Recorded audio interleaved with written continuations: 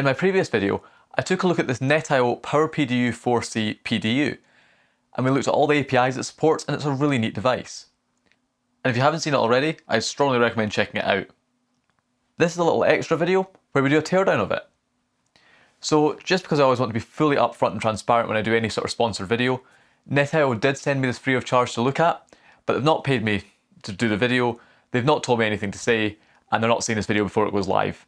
I mentioned all this in the previous video anyway, but I thought I would just mention it here because I'm still showing the same product.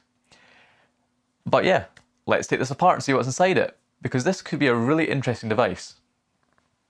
So here we go. So on the top of the device, we've got some screws on the top there and two on the bottom. So we'll take those out and hopefully that'll be enough to get me into it. It wouldn't be one of my videos if I didn't review something and then end up dismantling it afterwards just to see what's inside, but I'm interested to see what's in this.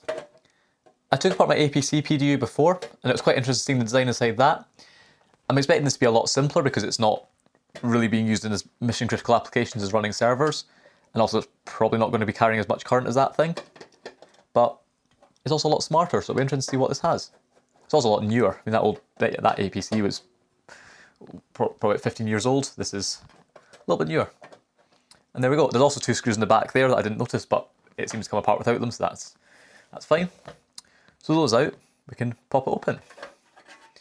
So that comes out there. There's an earth cable on there, which I just pull off. It's a little spade connector. In theory, there we go. There we go. And that's the first thing I've noticed. It's actually quite nice. Is they've actually all of the earth connections are actually into spade connectors on the main board, there and there, and then screwed onto the back there. So that's really nice. I mean, just because a lot of the products would just cheap out and all they would just do is put a basic, like, they just solder it on or something. These are spade connectors, so you can actually remove them, which is good. Now, I don't think I'm going to be able to take the board out further, just because what I'm seeing is these connectors are clicked in from the inside, and then the board is... Actually, no, I can probably take these screws out and then remove the backboard. That's how that must work. Because, yeah, the board won't come out, but in fact, I can probably remove the base case from it. Take those screws out. That should then remove the back. But the board's still screwed into the case, so if I unscrew the board from the case, we should then be able to get it out.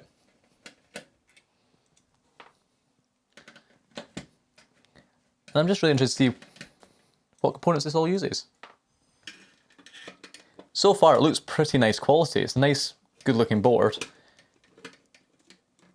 And it just seems like it looks quite nice from the start, so be interested to see what sort of parts it uses. So now with all those screws removed, there's one more. They also need Phillips 1. We can maybe get in, take a look. So hopefully now, there we go, that comes out. Nice big insulating layer under there. And yep, there's the board. So what I'll now do is I'll go way off camera and sort of just take a look and figure out what we have, just rather than trying to ramble on figuring it out as we go along. And I'll come back and we'll talk about it. So that was an absolute epic to try and figure out all the part numbers and look them up, but I think I've done it now, so let's go through it. So first of all, we'll look at the power supply circuitry, because that's quite interesting.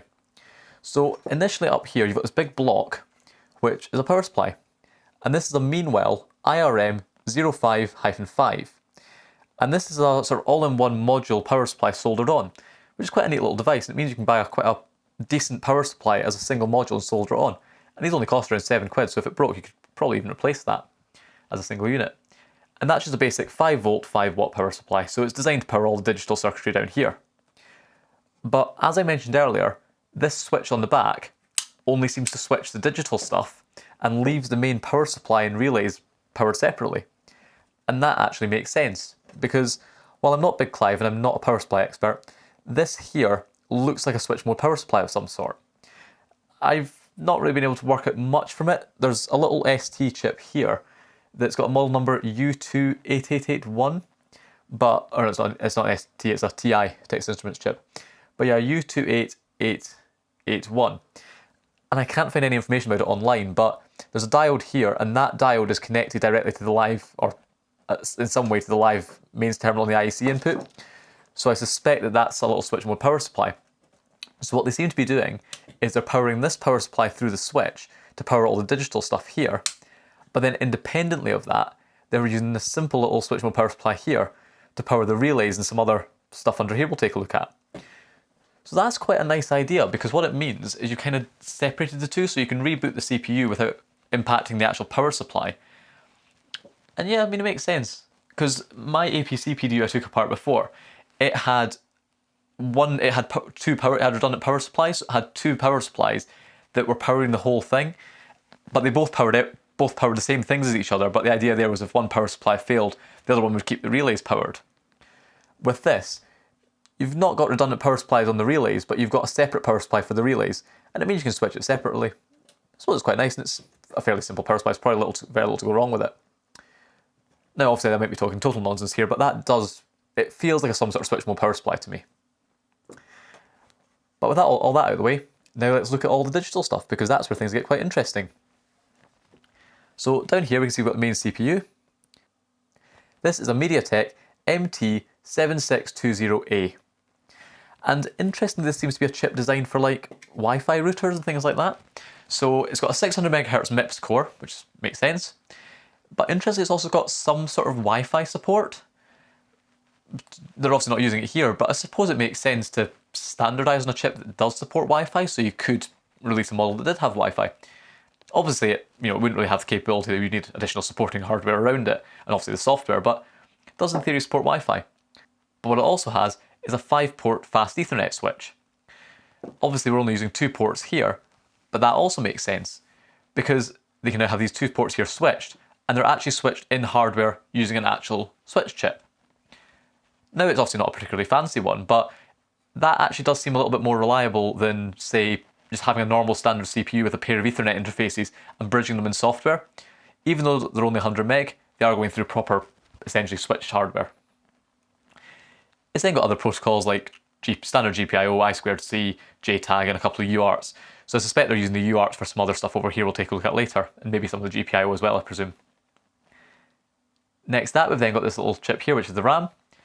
This is an NT5T U64M16HG-AC. And that's just a standard 1 gigabit or 256 megabyte DDR2 chip. So that's just the main RAM.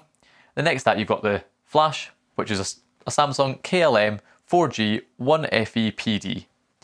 And that's just 4 gigabytes of eMMC storage. So that'll hold all the firmware. Now we look down here, we're starting to see a little bit more about how it works. So this little chip here, it's not particularly exciting. It's just an ST3232C. And this is a standard RS232 low voltage controller. So the idea with this is you can feed it a low level logic signal and it'll boost the voltages and stuff up to the proper required level for RS232. So that's all that is. Then here, you've got an 8-bit shift register. This is a 74HC4094D, very basic chip. But what this does is it's being used to control these LEDs. Because these are bicolor LEDs, as you probably saw when it was on, might have been washed out on camera. So essentially what you've got is the middle wire is a ground wire, then the outer two, one's red, one's green, one's red, one's green, and so on. So using this 8-bit shift register, what they can do is they can take one GPIO from the CPU. Obviously, this is assuming I'm actually talking correctly here, this might be all wrong. But they can take one GPIO from the CPU and use it to control all the LEDs in all the colours. And I've probed it out, and that does make sense because each of the bits out of this shift register corresponds to either the red or the green on one of the LEDs. So that's quite a smart way. Rather than using 8 GPIOs, they can just use the shift register to do the LEDs. So that seems to be what that is there. Now up here, we've then got the relays. These are very basic. They're just BRT3-SS-112DM, and they're just 12 volt, 16 amp monostable relays. But it's good to see they're using 16 amp relays here because it's only rated for 10 amps on the outputs, and I wouldn't want to draw any more than that from it because these IEC connectors are only rated at 10 amps, that style of connector. But it's good to see they're using 16 amp relays, so they are speccing it slightly beyond what you would be pulling, so they're not pushing these at all, which is quite nice. And that's all the relays on the top, apart from some LEDs, some buttons, and a little battery for the real-time clock we'll take a look at in a second. Now, if we look underneath here, things get quite interesting, and I'm really glad I was able to get this out of the case because there's actually quite a lot on the bottom. So for some simple boring stuff first, down here we've got this little microchip here. It's made by Microchip. which is a 7940N-I. And this is just a real-time clock. And it's connected to the battery on the top, so that's just your real-time clock functionality. It's a little bit unfortunate to see the battery isn't really replaceable. It's soldered. I mean, you can desolder that and replace it yourself, I suppose. But it's not just a little slip-in coin cell, so you might need to desolder that if it ever died. But that's powering the real-time clock here. And then here is a little bit of SPI flash. This is on a Adesto 24XC041B, and it's a 4 megabit or 512 kilobyte SPI flash.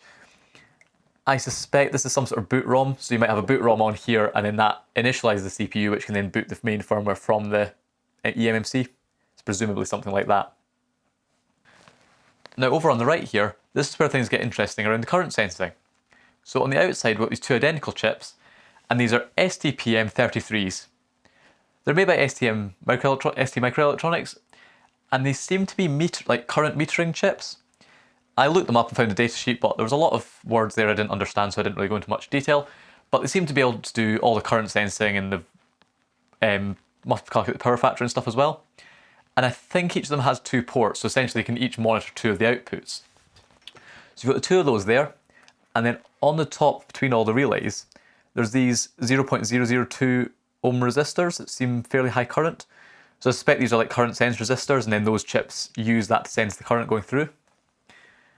And then finally in the middle here, you've got a little microcontroller, which is an STM32F030F4P6. And this is just a basic STM32 microcontroller. I've not probed it out, but I suspect this will connect to these 2 chips here to read data from them. And then it's connected to the main CPU. I also suspect this must have must have data written to it around the settings. So like because when it turns on, it restores the output states.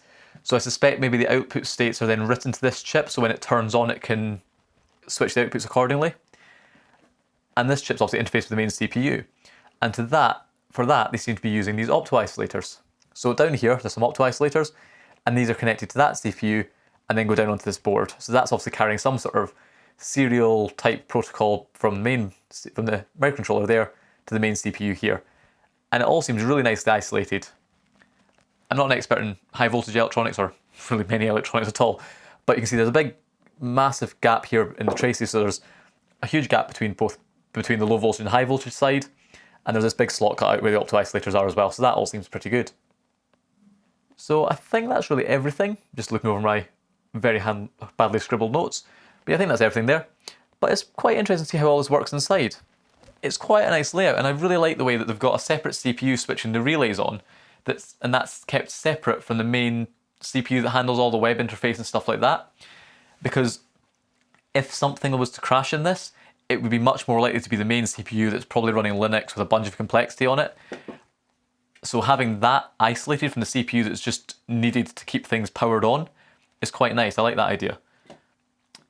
So yeah, that was a fun little thing to take apart. So let's get this put back together and check I've not broken it. So there you go. Thank you very much for watching. That was a very interesting device to take apart. It was really just cool seeing how it's all laid out and seeing that architecture where you've got the separate microcontroller handling the switching that's decoupled from the main CPU. And it's also quite interesting seeing them using that MediaTek chip, just using a chip that's very general purpose, that has everything they would need for this product, such as the Ethernet switch, but would also work in lots of other products, such as they had one that had Wi-Fi support. So it's a really neat architecture, and even though I'm not an absolute expert in electronics, it does look really well made to me. So yeah, thank you very much for watching, and if you're interested in buying one of these, there's links in the description.